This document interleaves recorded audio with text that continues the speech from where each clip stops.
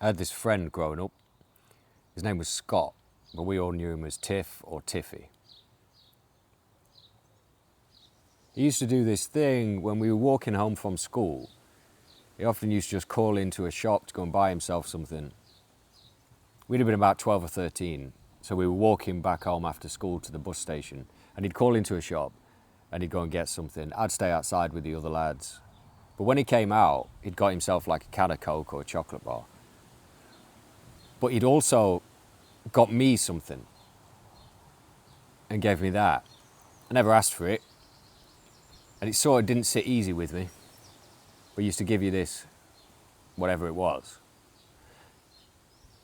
Further down the line, there would always be a point at which he wanted something from you, or he wanted you to do something, and he would use the leverage of that thing that he bought you without you even asking for it.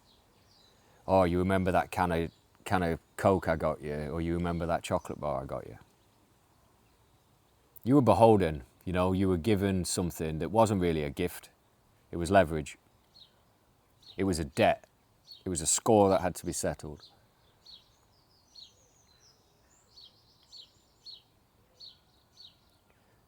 He invited me once to a family barbecue. He lived on a council estate across the other side of the town.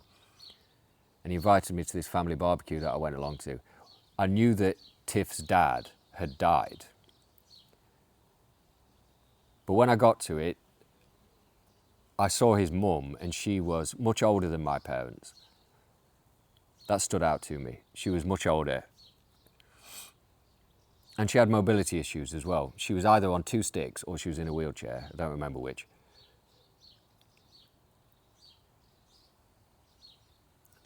But she had a friend who helped her. We'll call him Terry. He'd been about early, mid-50s. He was a fucking creep. You could see it all over him. At this family barbecue, they'd got in lots of alcohol, and you could just help yourself, and they were pouring out drinks for you. It was the 90s, so it was crap like MD 2020, but it was alcoholic, and we were only 12 or 13, and I didn't know these people. And Terry was really kind of noticeably a bit hands-on with Tiff. A bit cuddly, a little bit of a tap here, a pat there, He was a creep. All the time when you were there, you were just conscious that that's not Tiff's dad. This bloke who's really kind of, physically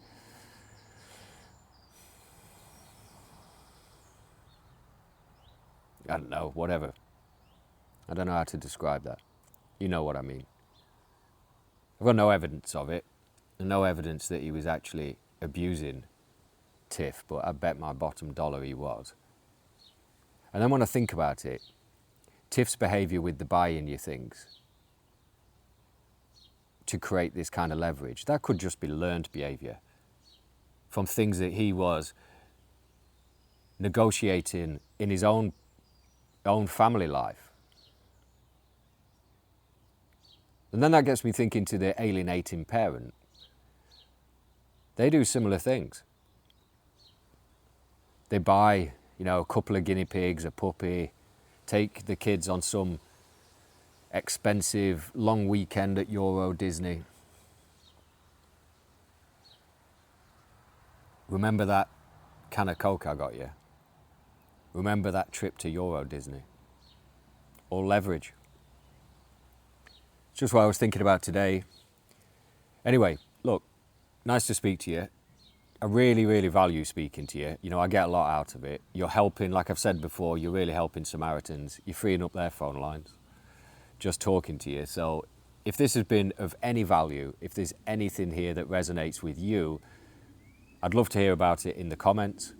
If you haven't subscribed and you want to, that would be excellent. Please subscribe, comment, and I will see you soon. Look after yourself.